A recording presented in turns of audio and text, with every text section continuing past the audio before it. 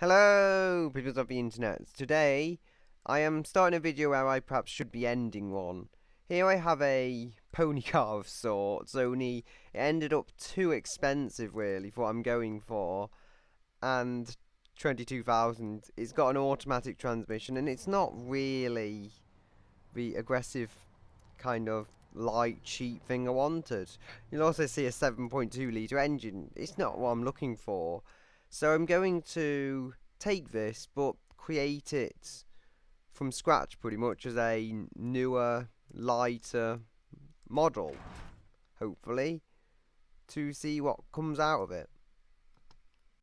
Okay, so I'm going to use this body actually. It does seem a little crazy that starting with something this tiny would give me a pony car, but what I'm going to do is, instead of giving it a V8, I'm going to give it a V6 or something, larger than what you would typically find in a car of this size.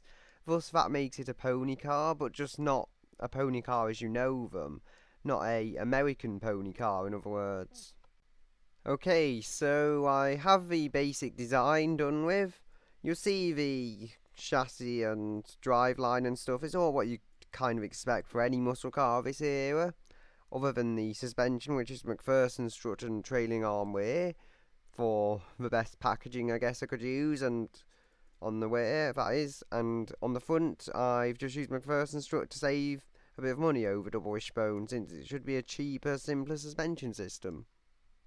The actual kind of fixtures and stuff, I've not done too much with that. I mean, the design is a little bit of a mess, and the front resembles a TVR Speed 12 that's been in a crash, but that'll hopefully sort itself out while I'm working on the car, as the magical automation pixies come along. And the way I actually like it, but it's not particularly attractive, if we're being entirely honest here. But I do like it. It's got a kind of weird 50s street racer look to it. Moving on. So here I have a fairly basic 3 litre V6 with 142 horsepower, 218 newton meters of torque. It's nothing too fancy, but it's quite big by the standards of this car, and quite powerful as well. For a car this tiny, it's really a muscle car V8 equivalent. Okay, so here we have our final engine. It is a 3 litre overhead cam, 2 valve per cylinder, flat plane V8. It has got 3 single barrel carburetors. That seemed to be the most reliable way to make the power, so I've used those. And as you can see, it makes 201 horsepower. Just let it run so you can see how that sounds.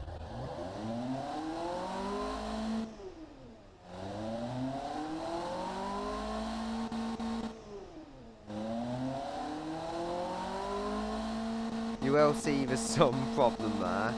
I should probably find a way to fix that, but hey, it works for now. It's reliable enough to keep me happy. And if we look back here, we'll see I've used similar parts to what I've used in other builds actually. Quite a lot of muffling going on to make sure it's refined and quiet, as that matters to me in a muscle car for some reason. It was slightly difficult to get 201 horsepower. I had to use very specific settings with a bore and stroke and a performance intake to get that. The carburetor, as you'll see, I may be able to pull some 1 horsepower from somewhere, like there you go, but it's not worth the cost and the lack of reliability really. You see, 749, I can put 3 of these on for 362, so it saves me a lot of money, and for a very similar result overall. It's naturally aspirated. The cam profile is quite high. Above that you'll see I can reduce the power, and compression again, that can have quite a drastic effect on power, so that's why it's left the way it is. And that's my engine overall. Just show you the insides of it. Come on, hurry up. There we go. It's got forged insides, since that's the best technology available to us, and it's a cast iron block, like you'll see there. So that's our engine. It pushes the vehicle to a fairly impressive 133 miles per hour through a 4-speed manual transmission. It has an automatic locker differential, and it still gets 21% wheel spin. I mean, these gears are slightly messy though. I've messed with them before, trying to get a balance.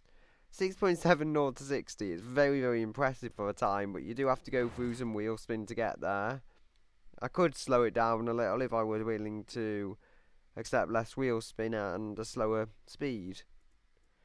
The wheels are all about right. You'll see 165s all around, although the flares are completely off because I was just making sure I could fit whatever it wanted to fit, really. 11-inch wheels, well, they help me get the 165 width I wanted. I wouldn't want any less than that to put down 200 horsepower, let's be honest.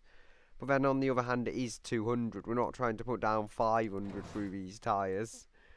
We have solid disc brakes front and drums rear. The market seems to like that and everything. If I go to solid discs on the rear, you'll see it's just too powerful. They are full waist style brakes all around though, to make sure we can get it stopped. We're not running any fancy downforce, but we have got a semi-clad under tray again to help us get that 135 mph top speed. And we have some decent cooling. It doesn't need huge amounts, but it needs a fair amount to actually make sure the engine doesn't explode from heat. And all this stuff, it's just standard. We're not trying to build an ultra premium car here, but I have gone for power steering to make sure it has that extra bit of assistance round corners, since the market also seemed to like that, so I'm just assuming it makes the car more drivable overall, and since it adds so little weight, less than 10 kilograms, it didn't seem worth removing it. The suspension is fancy progressive stuff, well, fancy for the time, and that keeps it going how I want it to. The weight is 914 kilos, so it's a fair amount under a ton here, which is always good. Remember, we've got a 200 kilo V8 in there, so any amount under a ton is impressive, let alone about 85 kilos under a ton. You'll see in the market, it's fairly expensive, but it's better than my previous attempts. I can make this for 10,000, which isn't too bad for a pony car, by any means. And that's when we're making a lot of profit on it as well. It comes up quite affordable as a premium fun car, which makes me think actually maybe I should just add a premium interior, only it's gone missing. There we go.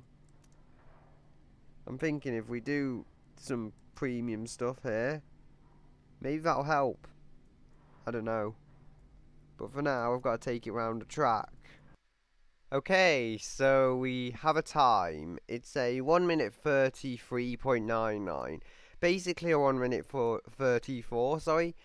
And that puts the vehicle just above a Ford Mondeo ST220, just below a Holden Monaro. And that's an impressive time for a car of the era.